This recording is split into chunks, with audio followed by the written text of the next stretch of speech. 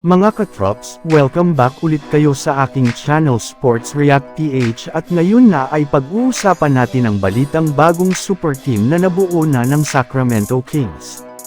Pag-uusapan na rin nga natin ngayon dito sa ating panibagong video ang naging laro ng Los Angeles Lakers laban sa Golden State Warriors.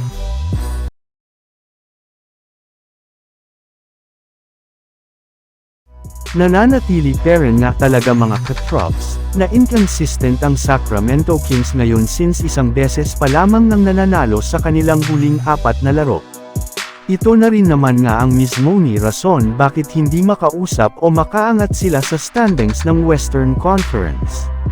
Pero maaari na rin naman nga daw pong magbago ang kanilang kapalaran matapos ang mga ginawa nilang trade ng mga nagdaang simula sa pagkakakuha nila sa trade kay Zach LaVine hanggang sa pagsungkit nila ngayon kay Jonas Valanciunas mula sa Washington Wizards.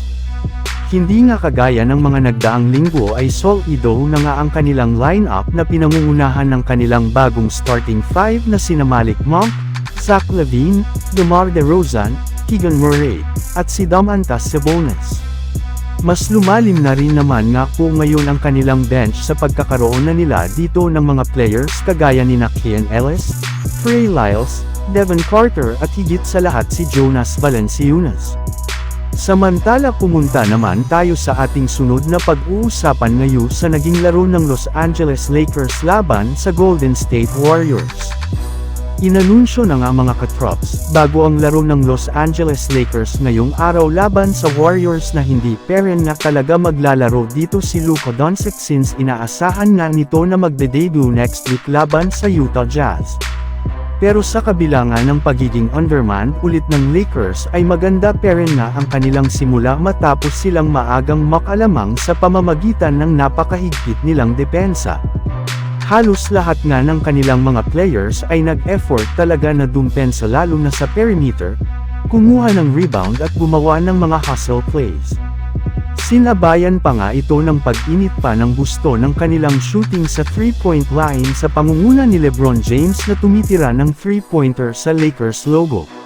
Naging unstoppable rin naman nga ang Lakers pagdating sa ilalim ng basket since hindi nga kaya ng Warriors na pigilan sila dito na siyang isa sa mga rason bakit lamang na sila ng 20+ points.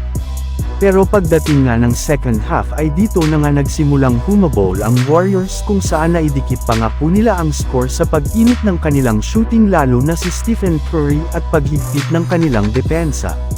Ngunit sa kabila nga niyan ay nagawa pa rin ng Lakers na makasurvive sa score na 120-112 sa pagtatalo ni LeBron James ng 42 points, 17 rebounds at 8 assist kasama na dyan ang kanyang mga clutch basket sa kanilang laban na siyang nagpapanalo sa kanilang laro at nagpaangat sa kanila sa 3-0 pagdating sa regular season series nila ng Warriors.